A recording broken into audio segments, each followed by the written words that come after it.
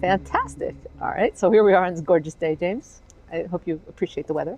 I do. And so let's just start by you just introducing yourself, a little bit about your background and how you came to be here today. My name is James Leonard, and I am an artist, and I live and work in Brooklyn, New York, but I'm back up here in the greater Boston area with my current artwork, The Tent of Casually Observed Phenologies, which is for lack of a perfect term, it's what I think people would call a performance installation. And this is a piece that was begun back in February of this year, 2015, when I was an artist in residence at the Boston Center for the Arts for 4 months as part of their program of trying to encourage and foster the emergence of new artworks that are socially engaged artworks. My original inspiration for this whole Prediction X course now was so that the public would really understand what's behind climate change simulations, and that they would take seriously the work that's being done, and that they would think about their future much more reflectively, and that they wouldn't kind of dismiss these predictions as uncertain when they hear the word uncertainty. And then what resonated so much with me about your work and your project is that you are also, I think, right, trying to get the public to think more about the future and divination traditions and climate change. And I'm just curious if you can tell us again a little bit more about how the creation of the tent and the research that you did for this project relates to the climate change issue. The research for me has really been a process of discovery. And I'm coming at this very much as an artist and a humanist, as opposed to a scientist or an engineer, and saying, "Aha, I'm very clear. I have a clear path." And I may be actually giving scientists, like, putting them too much on the peg, saying that you guys must know what you're after when you start, because maybe you guys begin with questions too. Maybe that's why it's called research overall. And for me, the first question that is while I was working on another piece of media that was, or another performance piece where I was shaving a boat away into a sea of shavings, and this was in part a response to the Arctic melt of 2012, which was it's the largest on record that we've ever experienced, and trying to relate to my own sort of visceral emotions about that sense of the impermanence that showed, the massive scale of change. And it came to me sort of as a dreamlike image, this guy shaving a boat out from underneath himself. And so while I was working on that, I was realizing that I was working a lot in my relationship to the past and the present. And somewhere along the way I was thinking about the future.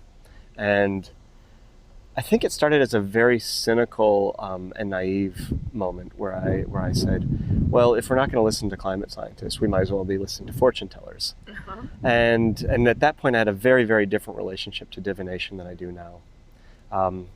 Fast forward a couple of years, and I've spent a lot of time actually working with diviners of a number of different traditions, doing artworks about impermanence, doing artworks about my relationship to try to understand divination.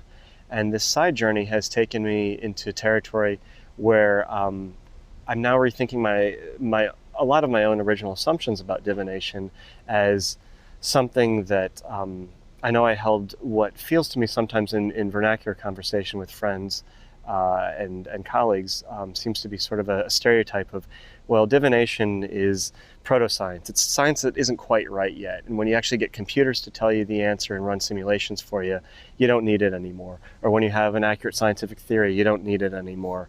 And instead, I've started seeing it as a cultural practice. Having now experienced it both as a diviner, I'm giving readings inside of the tent about climate change, and experiencing numerous readings myself, receiving readings. And that was part of your research process. That was part of my research process, very much, to try out starting with the storefront fortune tellers and then going into more traditional religious and cultural spaces that took a long time to get into. They're fairly closed communities. A reading is made up of several things, several components. There's the diviner and the querent, which is the person who does the reading and the person who asks the question. And the reading itself begins usually with a question or a concern, something that has been brought. And then there's often a tool in between that will be your method of divination.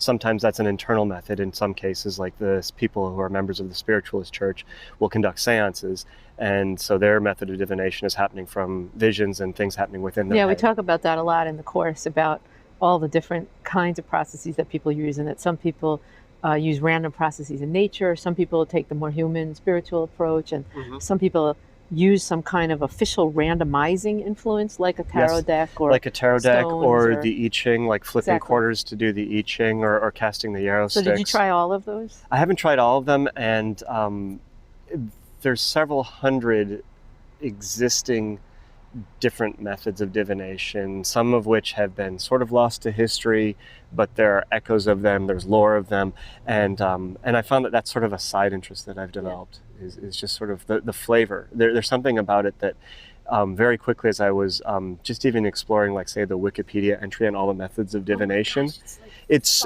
so long, and half the time it reads like something from the 1960s conceptual performance art. Really? That for me, like, really, moved me, like divination by dripping wax, divination by the tracks of beetles, divination by laughter. But the thing that all of these divinatory experiences that I've had, when they function well, have had in common is that they create a space that does a couple of things. It creates a space that opens up the mind for decision making. It's not a substitute for free will. That's one of the first mistakes that I think a lot of modern people who are unexperienced in divination come By that to you it mean with. that it's not a way to see a preordained future. It's also not a way to get a yes or no answer. Right, and what I've experienced by being in your tent and talking with you is that there really is this aspect of getting people to think about their alternatives and about possible futures and about what they know about their own future. And you were telling me earlier that part of the role of the diviner is to get the querent to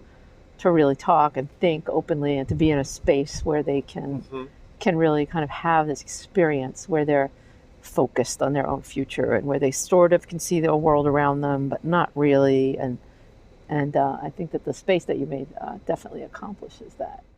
And this leads us to what the other main function that I've seen in any of the successful divinatory experiences that I've had is, which is, we're all taking in so much information. By the time you're 35, 40, 50 years old, you have, decades of life experience. If you're, an active participant in the information age, you've read hundreds of thousands of words. You've experienced maybe, hundreds of academic theses and takes on something if you're an expert in your field. And how do you put all those thoughts in order? But what ends up happening, and I believe we've used this term before, that divination can function almost like as a comb for all of those thoughts, all that information that you've taken in. It's a way to sort of, if you think about the way a comb can move through hair and lay it into line and give it shape, it's a way to take these hundreds of thousands of different ideas and start finding the natural shape within it. There's a story that David Carrasco, who's an expert on Mesoamerican cultures, told us. I don't know whether we had heard this story already when I met you the first time, but he talks about the gods being annoyed with the humans, that the humans on Earth were learning too much about the future and about the world, and that they took a philosophical mirror, and that they breathed on the mirror to kind of fog up the view that the humans have, but that nature around the humans still has all these hints about the future and what's going on, and that a lot of the divinatory practices in Mesoamerica have a lot to do with nature and natural phenomena, and the idea is that they're trying to see past this fog. And it's the same kind of thing you're talking about the periphery, about that there's information there that people just don't normally access in their everyday lives, and they're sort of trying to find a way to access that information. And you might think that I, as a scientist, wouldn't want to think about the world that way, but I think that there are a lot of different ways to think about the world. And what you've taught me, really, in talking to you, is that, just like you said, that we were talking about climate change a minute ago, and you said, that you thought, well, we might as well just listen to fortune tellers. And when I started working on this course, I think that I was probably pretty biased against this kind of, just sort of human reflection, and what can you learn about the future from human reflection. And I've really come to see that I don't think you can predict the climate 100 years from now by human reflection, but I think you can get people to think about their future and think about choices. And so I'm curious, just to come back for a minute to climate change, how has the reaction been to this tent, and how do you feel you're doing in getting people to think about the future and their own futures with respect to the climate also? Well, just 2 days ago, we were exhibiting the piece in the south end of Boston, and I was just finishing up a reading, and I overheard somebody outside who was. We have a little sign that sits out in front of the piece that lets people know sort of the general house rules. Sort of please be respectful if we're engaged, and this is what we're doing, and this is what the piece is called. So it sort of helps put people in the right state and have some instruction for how to approach it. And there was somebody who just sort of out loud said, why would I talk to a diviner about climate change? Okay. And then somebody else said, well, why don't you go ask him and find out? All right, that's a perfect way to put the question. The short of it is this gentleman walked away not fully convinced that tarot doesn't work, but instead that it made him look at everything that he's already taken in himself about climate change. Some of the grim prophecies, some of the hopeful stuff, some of the stuff that says, don't look at it, ignore it. And juggle it just differently in his head for the afternoon, and it got him thinking about it, and he even remarked that, sort of as he left, that while this is a great tool, whether he's going to use tarot or not, but like just even this way of like looking at this problem to start digesting it, because I think that's one of the things that I find why I want to make art about the problem, is it's so huge, it's so overwhelming. I don't even know about my fellow man. Just for myself, how do I bite this off? I know people who will be part of the course later, who do the climate change simulations and who do climate policy research and all of this, and they also feel overwhelmed. And I actually think that that what you're doing is a very important complement to making people sort of take the perspective and look at the context of all of the different kinds of predictions about climate, most of which are not good if we don't do anything, but that giving them a sense that there are choices and that they can think about the choices, and that maybe they can even learn something about the choices from these, somewhat time-tested or ancient techniques.